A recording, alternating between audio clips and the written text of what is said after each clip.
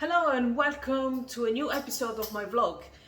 Today I'm going to discuss how not to get fit when you go past the magical age of 50. The problem is allowing for individual differences.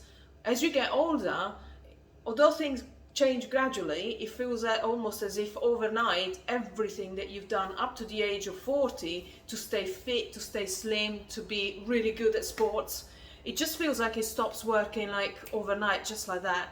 And when I'm out and about, obviously sometimes the discussion goes on fitness or whatever, and I hear loads of people talking about exchanging strategy, these magical strategies for losing weight once you go past the age of 50, and I'm afraid a lot of them are just bollocks. So these are my best tips as to how you can go about it, tried and tested, not just on myself but on a lot of our clients as well. So number one, the number one thing is to make sure that going on a fitness journey, losing weight or taking up a new sport or whatever, is your choice. It's not an idea that you borrowed from somebody else, and that somebody else might as well be your doctor. But if they recommend that you do certain things, spend some time before you get started, spend some time try and make that idea your own, and find your own way of going out there and start doing things and approaching a weight loss, whether it's a weight loss journey, whether maybe you have health challenges that you need to address through changes in your nutrition and your movement or an exercise. Make sure it's your idea. And I'll tell you why that's important. And this comes from the self-determination theory. One of the principles says that in order for us to fulfill our psychological needs, one of these needs is feeling that we are in control of our own decisions. And if that is not what we're doing, it's going to be very difficult for us to stick it out in the long term. So you might get started because your doctor tells you your cholesterol is wrong or whatever it is, and then you're going to give up because ultimately it wasn't your choice. But if you spend time making that your choice, then we're talking about a completely different game, because then it's going to be your decision, it's going to be your plan, and it's going to be you wanting to do it, and that's how you stick it out. Number two is working out harder than ever. The problem is, once you get older and you still have your fitness goals, maybe you're still doing the sports you were doing in your 30s, it gets harder and harder to stay fit and to get better at them. But the remedy is not to actually work out any harder than you used to do, because especially if you're a female, as your hormones decline, you're no longer equipped to deal with physical stress or stress of any kind as you were before you entered the perimenopause. Your body just can't cope with that level of stress. So yes, you can still get a lot better, and anything, you can take up something new, something extreme. You can just go out and have all the fun in the world doing sports or whatever it is you want to do. But you have to employ a completely different strategy that doesn't involve working out harder. You have to be smart, not work hard. And that's the key to success. So anyone that tells you, oh, you're not losing weight, you need to work harder. No, you just need to be smart. You need to change your strategy to take into account the changes that your body is going through, that you cannot change, unfortunately. You just have to work with them. But once you become aware of what's going on with you specifically and how you can deal with it, it's a completely different game. So don't give up, just be smart. Number three is never taking any time off from your training. And that is, again, is a very difficult idea to accept, but sadly, as we get older, it's going to take us longer to recover from each workout that we do. So therefore, we have to program our workouts in such a way that we include periods of rest And that could be active rest, when we do something that might still get us closer to our goals, but it's not as intense as a full-on workout. But most importantly, we must include days when we do absolutely bugger all, because that is the key to either developing muscle or losing fat or just improving on our sports performance. And I know very well, when you find something that you really love doing, it's really difficult to just say, no, today I'm not going to do anything at all, because otherwise I'm going to get worse. And you will get worse if you don't rest. So you have to make sure, when you start, as you get older, when you're programming your week of workouts, make sure that you include days off when you do absolutely nothing in your schedule. And there are synergistics with the days when you work really hard, and that is actually going to allow you to work harder on the days when you are exercising. And just remember, you will definitely get more out of your training if you spend a day at a spa resort, or if you sleep in for an extra couple of hours on a few occasions, than you would do if you went to the gym an extra day a week. Number 4 is you bore yourself silly. And now there's a lot of different ideas that are here, being people bouncing off each other when it comes to this. They all have a view as to what is acceptable or not acceptable for people to do sports-wise or exercise-wise when they're getting a little bit older, when they reach their 50s. And to me, that is just complete bollocks, because you can't put limits on yourself when it comes to choosing an activity that you think is going to be fun, that you're going to enjoy. You just have to be a little bit more realistic with the expectations, what you can expect to get out of that activity. Unfortunately, the rules dictate that if you are 50 something, you cannot participate in the Olympics, because they're kind of reserved for younger people, as far as I know. But if those rules were to change, there's no reason why you couldn't go and do that. But you have to, it doesn't matter what you do. I know I've worked with women who never actually, fully grown up women, they never did a cartwheel in their lives. So, we started working on that.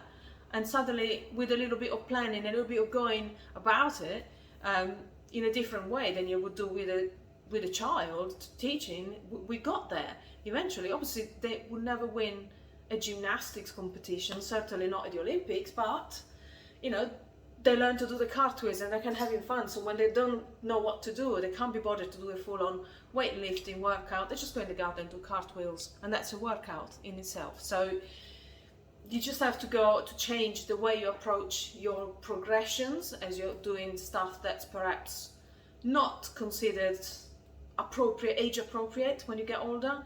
And you have to take into account that your body's not as resilient as that of a 12-year-old. But that should also not stop you. You just have to take things perhaps in smaller steps than your grandchildren or your children or grandchildren. But nevertheless, you can take those bloody steps one after the other one and never stop. Because otherwise, if you stick to things that you know are probably good for you, but they're really boring, you're not going to do them for very long, are you? And therefore your health, your fitness, your weight are all going to be affected negatively. So choose. Don't be afraid to dream big and to set yourself impossible goals, or rather goals that seem to be impossible for you at the time. Just be perhaps a little bit more realistic with your expectations, but there is no reason that you couldn't have a go at anything. As long as your body allows you to do those things, just have a go and enjoy it, and you find that being fit and active is going to be a completely different game if you do something that you really love doing. Number 5 is getting the wrong type of help. And I see a lot of times people maybe have a gym membership, so they go to the gym, they hire the first trainer they come across, and that person might be a very experienced athlete but has zero experience in working with people of your age group. They may just be have the best intentions in the world, but they may just be straight out of PT school, and they don't teach you how to deal with the specific needs of the aging of an aging body. Specifically, they don't teach you how to deal with the specific need of the female body, not in the same way that you would learn if you did specific training, borrowing ideas from functional medicine or other similar fields. So make sure that when you do choose a trainer, is somebody, preferably maybe even somebody from your own age group, because that way you know for sure they can relate to the struggles that you are going through, and they can help you overcome them, or at very least sail through them with a little bit more elegantly than if you didn't have the same level of assistance. And yeah, one of the ways to fail, to be guaranteed to fail, you go with somebody who doesn't take this into account at all and just gets you, dishes out the moves, dishes out the workout, and keeps telling you to smash in and crashing things, because that's the way we talk to people. But when you get to my age, when you're over 50, you don't want to do that anymore. You just want to get there in your own time and do things at your own pace. Number 6 is don't listen. How many times do you go into a training session of any kind thinking, oh, I heard this already, so you kind of switch off, you listen but you don't hear what the person is telling you. And don't do that. Once you found a trainer that you connect with, that you're happy to work with, they know all the stuff that can help you, you feel that you can really rely on this person's help, do what they tell you to do, because it's going to give you the results that you want.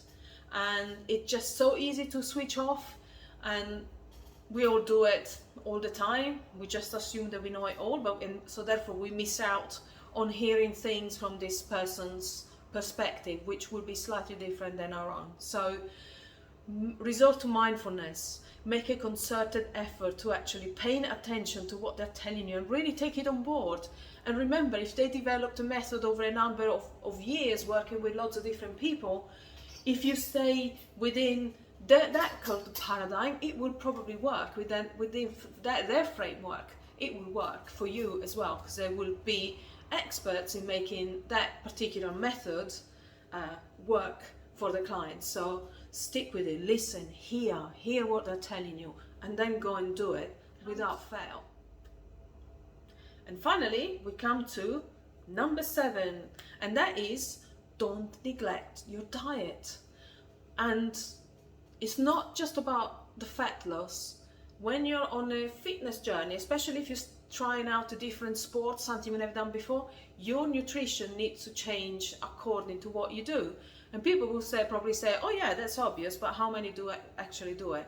Not many, because they're afraid to eat, to consume the calories sometimes. But if you're building up strength, you have to eat more. Even if you still want to lose weight, you need to eat differently than if you were just trying to lose fat but you're not exercising. These are all very different things. Your nutrition will also support you while you're recovering from an illness or from an injury. Again, you have to factor these things in and eat differently than if you were fine and nothing was wrong with you. It's completely different nutrition, and so you have to really keep adapting, keep changing. What's changed? What do I need to change with my nutrition? And keep doing it this way. Don't just follow the herd or the latest diet fad that you found somewhere. Just make sure that everything that you do is what works for you and nothing else. Nothing else is of any importance whatsoever. It's only the things that work for you.